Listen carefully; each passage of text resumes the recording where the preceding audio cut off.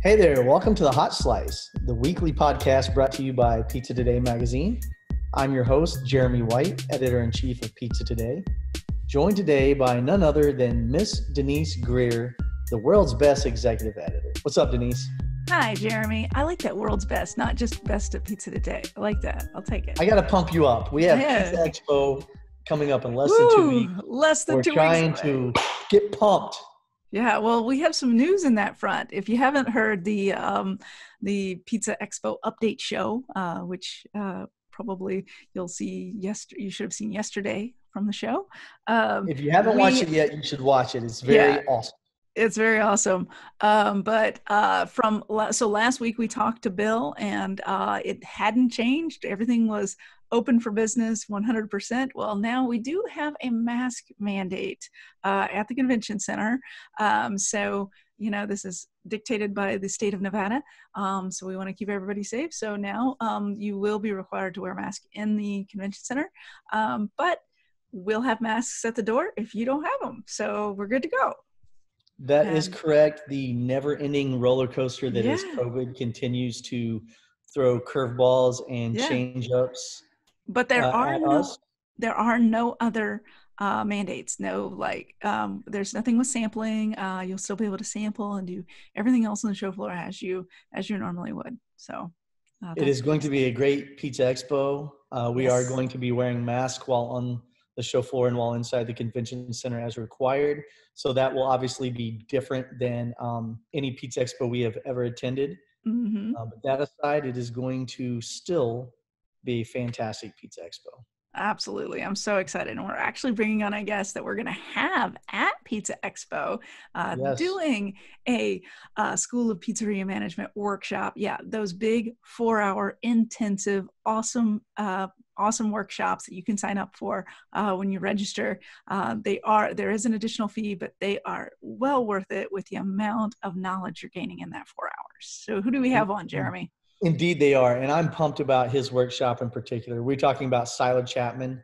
Siler at one point owned, I believe, 15 brick and mortar pizzerias, if I'm not mistaken. Yeah. And he has since transitioned to a mobile unit. I think he has 3 mobile units. We'll talk to him about that when we bring him on. I believe he has 3 mobile units. Yeah. And he's making a nice little buck doing mobile.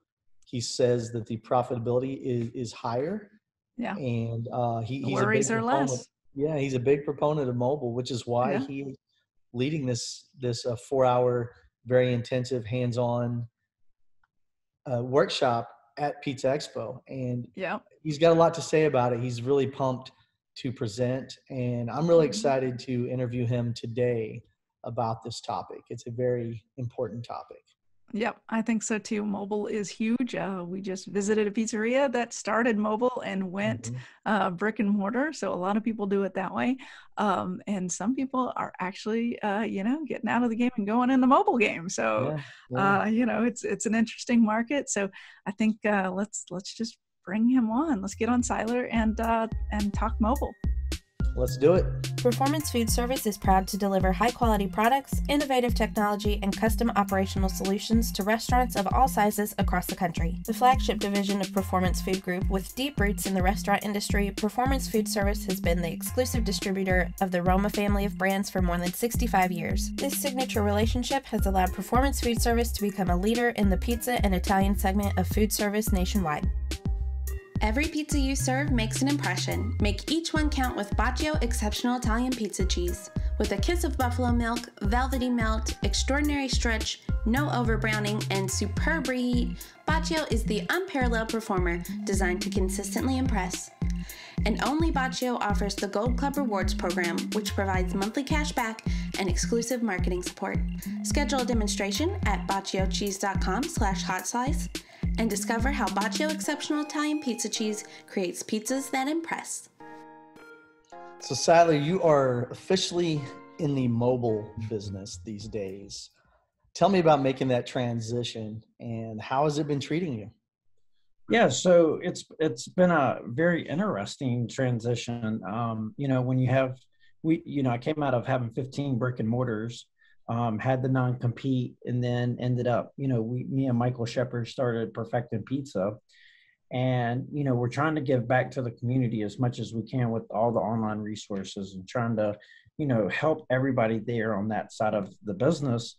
And then we started seeing all this whole transition into wood-fired mobile eateries and little trailers that everybody's going to. And, from Carmine, Tony Caramelli to Justin Wadstein, we started going and talking to each one of them and doing a story on their mobile trailers. And behind the scenes, they're telling us what their sales, how they're booking gigs.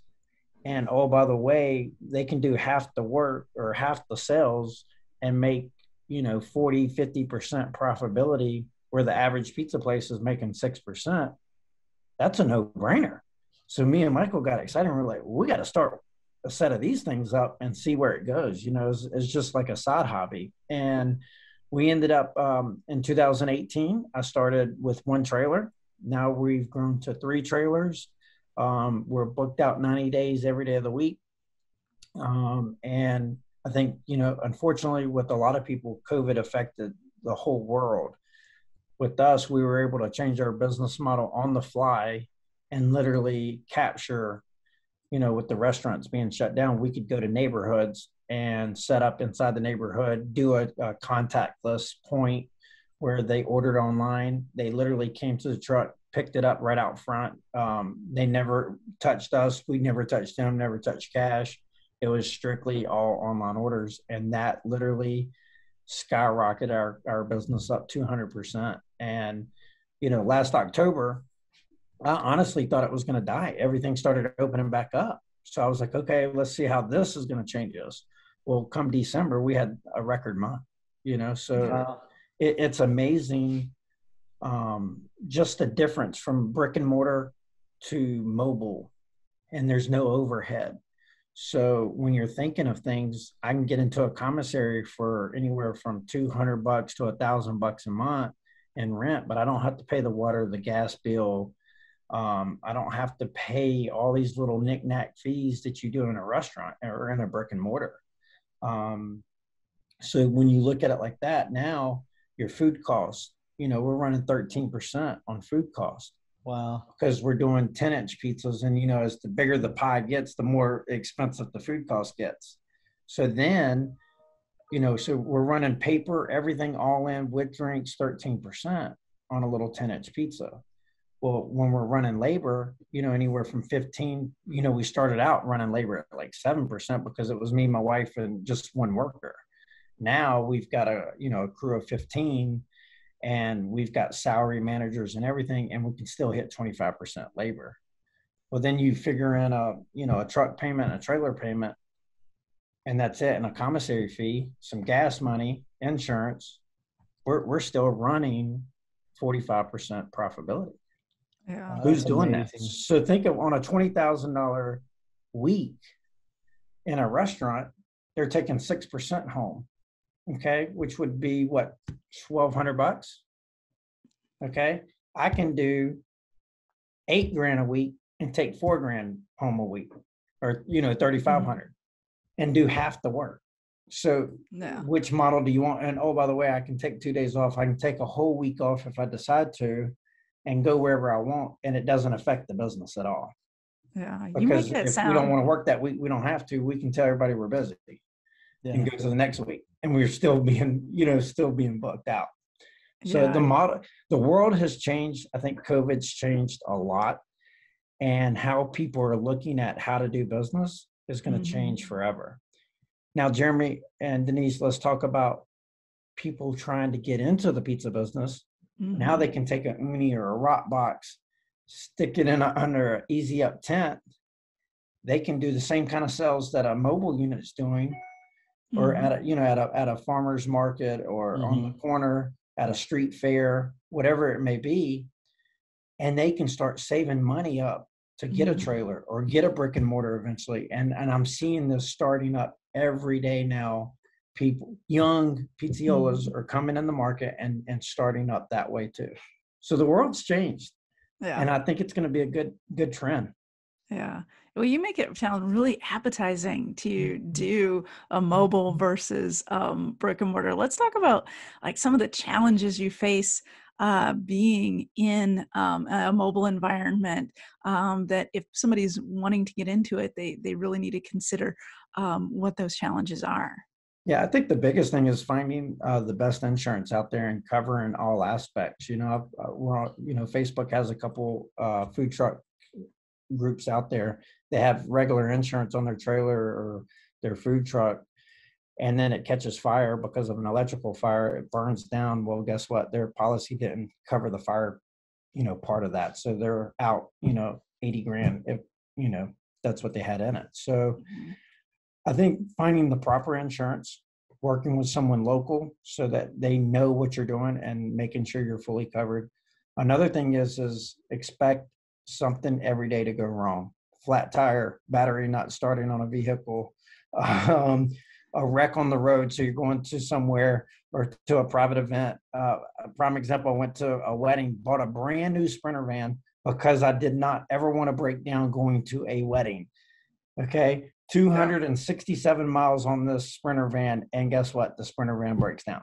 Oh gosh. And I'm headed to a wedding and it's 175 people. And I go to weddings early because of any complications, we can offset it with time. And so we're calling everybody we know with a truck, having to unload the Sprinter van into the truck and grab the trailer and then go to the event. And then don't worry about the Sprinter van. We'll get it afterwards, So, knowing little things like that to plan ahead is key. You can't run last minute. I've always been a last minute person, and anybody who knows me knows that about me. And I had to change everything about that. You have to run so early on everything you do, because if not, Mother Nature is going to come and get you and show you why you have to be on time for everything. So, always expecting the worst. And then when it goes good, then you won for the day. But knowing your mindset is set, something's going to go wrong today, and we just got to plan for it and be backed up. So we always have a backup tire everywhere, a backup jack system.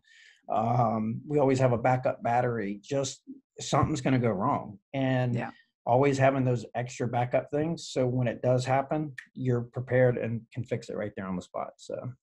Speaking of things that can go wrong, I'm thinking about weather as well. Yeah. Obviously, if it rains all day, maybe in a brick and mortar, maybe attendance maybe slightly down. But if it rains really hard all day, does that just completely wash your business away for the day? So a lot of guys would say yes. The way we have trained our customers in the neighborhoods, and I'm going to go, if we're at a brewery, it kills it, right? If we're at a farmer's market, kills it. Street venue, it's canceled, right? So any type of festival, canceled. So you can't bank 100% of your revenue for the year on festivals, because you have a 50-50 chance it's going to rain, because you don't know what the weather is going to be in 6 months from today. Right. So the whole answer is yes. The short answer is, how do we fix that? Knowing this is our business model. I'm in the Carolinas. It's going to rain in the afternoons. We already know that. So what we have trained going into neighborhoods is we're always going to be there, rain, snow, sleet. It doesn't matter. We're coming. They can drive up now with the windows opening up, and our windows are big enough. They can literally drive up underneath like a drive-through, and we can hand it to them. I think, as a company, we're going to get better at it. Chick-fil-A has the best part of this. They still stand outside when it's raining, and they got these cute little tents over them now and all this stuff. How do we get as a company better for people don't have to get out of the car? So do we go, and we know it's raining, get a bigger tent outside, like an easy up tent, and be able to pass the pizzas to them through the windows, or take an order, because they're ordering online, and 98% of our stuff on mobile comes through online orders for the neighborhoods. And I'm talking strictly neighborhoods. It's easy to have them drive up. We handed it through them. They never have to get out of the car. So yes, in that aspect, we actually get busier in the neighborhoods when it rains, because nobody goes out to dinner now. I see. So, hey, Siler's in the neighborhood at the pool. We can just drive up, drive through. They know they can just drive through. We hand it to them, and they got dinner ready for them at the house. So nice. We've had to play with that and get great at doing that type of service. But I think for the neighborhoods, it's gone up. Everything else, it kills the business. Yeah. Hope that helps. Yeah, absolutely. Makes Uh, total sense, actually. Yeah. Absolutely. So what, I think about like all the people trying to get into mobile, like who's coming into mobile, because I see even established places grabbing a mobile unit, or I see a lot of different people coming in. Like who's all coming into mobile? And that's a great question. I mean, you've got from the younger generation coming into mobile that just they might be working at a pizza place and they saw at a street fair this guy was cooking pizzas, or saw on Facebook now someone cooking with a rock box or me, and they're like, oh, I can do that, and they're starting up a little side hustle. So you have that kind of group starting a little side hustle, not knowing where it's going to go, but they just think they can make a quick buck and love the passion of making authentic pizza on the street. Then you've got a group of people that are coming in that are retired attorneys, doctors, and they've always had that love of cooking. And this changed to talking with, Tony about this a lot, and Nick Bogas. The home chef has changed so much. The home chef guy that loved making pizzas at home now is like, hey, I can get an uni. I can go and share my love and passion with, my neighborhood and cook pizzas for them. You've got that group. Then you've got this whole other group that is established restaurants. They're making 6 to 10% at their restaurant level, and they're seeing everybody else doing mobile and having great success. So why not open a second store or a third store? Let's go mobile as our second store and see how it goes. Because I can get into it, under $100,000, or if you do it the right way, you can be under 50,000. Yeah. So I can take the money there, go start up a second operation instead of spending $600,000 to open another pizzeria, because I don't know where the world's going. So COVID changed everybody the way they're thinking right now, and saying, okay, instead of going and getting in major debt, let's start this and take it to the people out in the community. So I think those are your big 3 segments right now. I'm glad you said that, Siler. You actually hit on 2 specific things I wanted to ask you about. The first being the startup cost. Now, you had mentioned that someone could potentially do it for under $50,000. That blows my mind, because it seems to me that the truck alone is going to be a substantial investment. So what is the typical startup cost, and how can someone get into it for such a low price point? Yeah, so let's take scenario A. I go get an easy up tent. I do my logo. I can go to, multiple companies are out there right now doing this. But let's say I spend $1,500 in a package deal that the tent companies are doing. It's got my logo. It looks good. It's got a side wall. Gives me a table skirt. Okay, I got $1,500 there. To do a good street fair, you're going to need 2 rock boxes or 2 unis. Okay, so whatever way you go there. Let's say you got another $1,000 right there. Okay. So for $2,500, I got me a side street setup. Now I got to buy some utensils, some dough trays. I could 2 things. I can go to the local used restaurant place and pick up some used equipment for probably under $200 to get me going. I could go all new and spend less than $1,000 and have everything new for all my utensils, from turning pills to pizza pans, whatever, pizza boxes, everything. So for $3,500, I'm all in. Well, a guy that's delivering pizza at the local pizza shop can save $3,500. Yeah. If he lives, at his parents' house and is doing all the right things, he can save $3,500. Sure. So that's one scenario A. Okay. Scenario B is, no, I want to go all in. I want to get an enclosed trailer, because not every state, and this is key, not every state will allow me to set up an easy up tent and be a street vendor. Okay. Right. You can get TFPs, temporary food permits, for a lot of states, but you can only get so many a year. So that's going after the street fairs, the farmers markets, private catering. Okay. So that whole segment can be private catering alone. You don't have to have a special license. Okay. Then you got the guy that says, no, I want to go vend. I want to be at breweries. I want to be everywhere. Okay.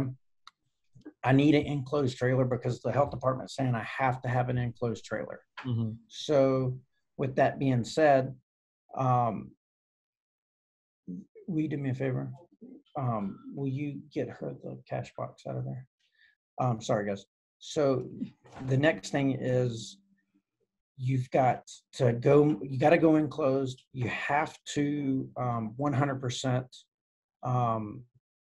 meet all the health department regulations, et cetera. Okay. When you have that being said, you're going to start, if you go, and I'm going to give you two scenarios on enclosed trailers. I'm going to go food truck as well. Ton of pros and cons. With the enclosed trailer, I can pick up a brand new used trailer, gut it out, nothing done, anywhere from $8 to $10,000, has the windows on the sides and all that. Then I can go in and do it myself. I can do it all myself. I can totally build the walls with stainless steel. I can do everything. Typically, when you're looking at that, you're going to be around $20,000 all in. I got to buy a pizza oven. What style of oven do I want? Do I want a used oven? Affordably, you can do for $20,000. Okay. If I want to go brand new, you're going to look at around $70,000 to $90,000. So there's your big gap. Yeah. Now let's go with essentials only and have a company build me a brand new trailer. You can get a trailer, not a food truck trailer. You can get them built to pass inspection, just a bare minimums, right at probably $45,000. Okay. Bare, I mean, everything bare. Yeah. Yeah. Then you got to go pick you up a nice used truck. Okay. So here comes the pros and cons. I just picked up a nice used truck, and we know the truck market is through the roof right now. Right. For $12,000. Wow. I got an F-350 a diesel. It is a single wheel, but I was able to, and it just rolled 200,000 miles, but the mechanic, he was a diesel mechanic, the guy that owned it. He went through it. Everything's good. And he gave me a warranty to say, look, if anything happens in the next 10,000 miles, he'll cover it, because he was that confident in the truck. So you can find good deals out there. So that's kind of plan A. Now, here's what the cool thing is. There's people out there right now that are selling their used, they're getting out of the game. A lot of guys are retiring. Oh, by the way, it's coming up winter months for a lot of states, so they need to get out of it. Okay. So now I can pick up a whole unit for anywhere from $20,000 to $35,000 all in. And that's, Jeremy, how I was able to find both my trailers were everything was under $30,000. Nice. All my trailers are all in under $30,000. Wow. So it's out there. You just got to go find and do your homework and research for that. Now, I just ordered, I'm working on ordering 2 more trailers right now as we speak, and they're going to cost me around $50,000 all in. So, and I'm thinking about putting, we're going to have bathrooms on these. So, because when we go to an event and someone needs to go, so someone always has to drive separate so that they can go to the gas station and stuff like that, slows down production, Why not just put bathrooms on these units now? So, and the world has grown, and they can make these trailers as nice as anything out there. It looks like a little mini RV almost, Yeah, absolutely. So, but that's kind of, I hope that helps out there. Yeah. Then if you go okay, let's talk food truck though, pricing. Right. Okay. I can pick up a used UPS truck, step van, okay, for $20,000 to $50,000 all in. Okay. They've got them out there for $15,000, but they got 500,000 miles on it. You're going to have issues. It is what it is. Okay. So why not find something that's got 100,000, 200,000 miles on it? Because we know those vans run 500,000, 600,000 miles before major issues. So pick you up something that's got 100,000, 200,000 miles for that $20,000 mark.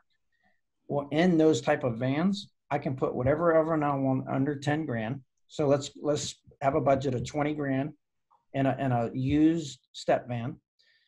I can put any type of oven out there, typically for about 10 grand right now.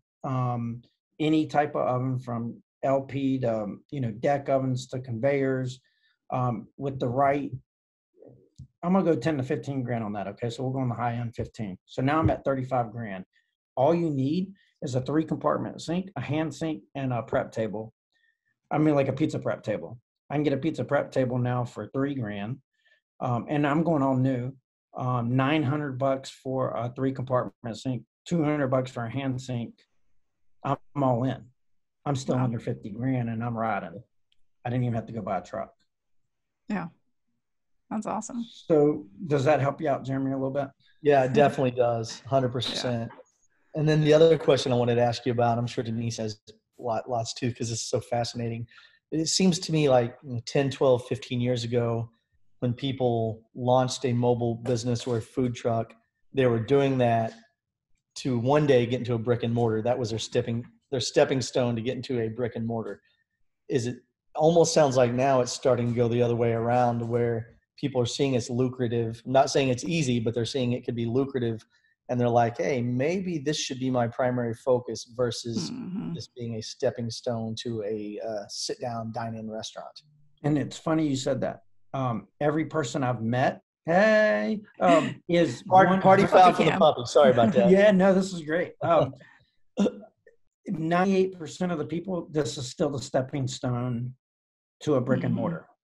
My job, my passion is showing people why.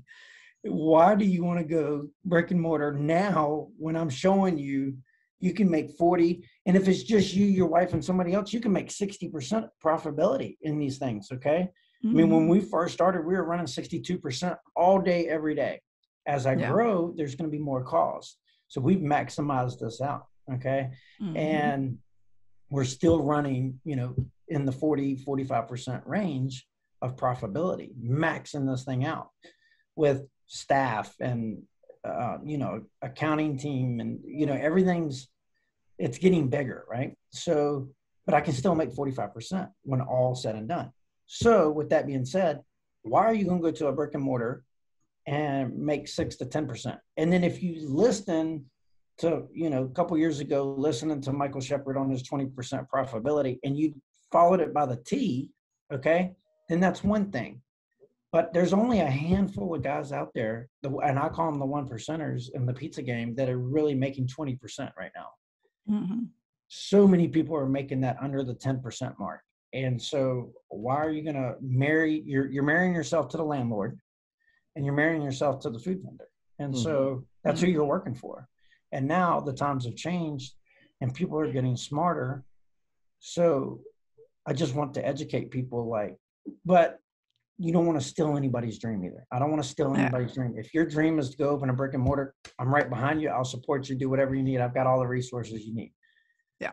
But do it right and do it smart and methodical. And everybody thinks, oh, I'm going to automatically open up a pizza place and be Tony Gimiani and do the sales he's doing. And it isn't going to happen. Nobody understands what Tony went through from first 10 years, what he had to do to learn where he's at today. You're saying it's hard, Siler. I mean, Tony, yourself, Michael, some of the people you've named have made it look so darn easy. But but it's not easy. It's easy with social media. Let's talk social media. Everybody looks at the glory, like they see all glory shots.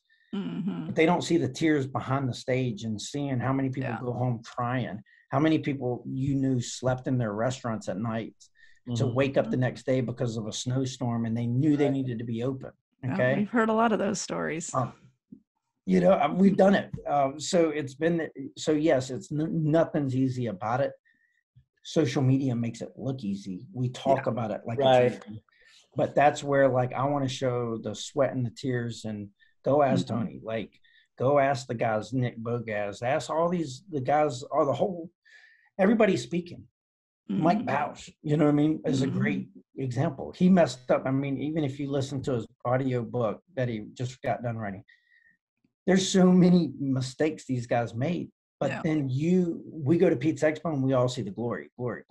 And that's what we want. We want to lets you see the great times, but know you're going to go through just hell to get to where you got to go. And that's okay.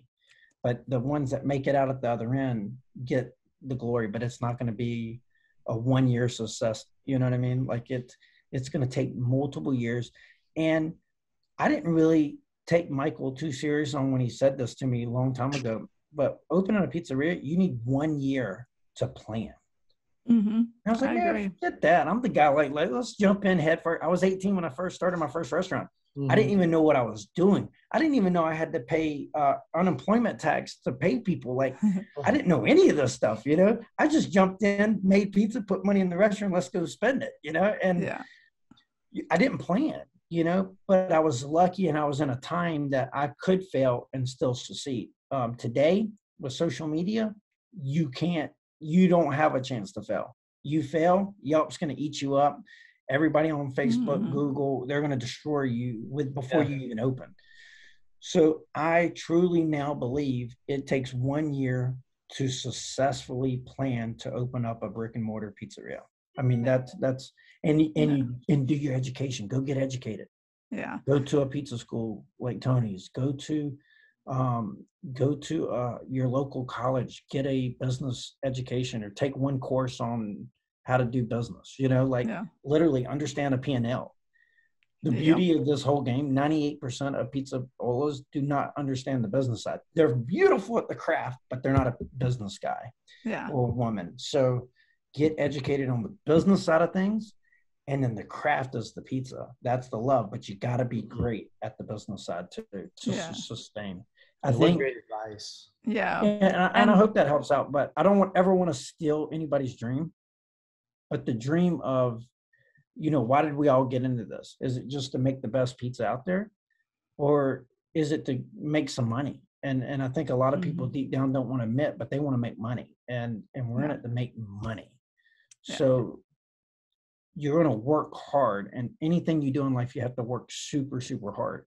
So let's do it right from the get-go and make the most money you can, because you're going to work your tail off. Definitely in the restaurant business. It's just not easy at all. Yeah. Well, hey, Siler. Can we talk about employees? How great the world is of employees?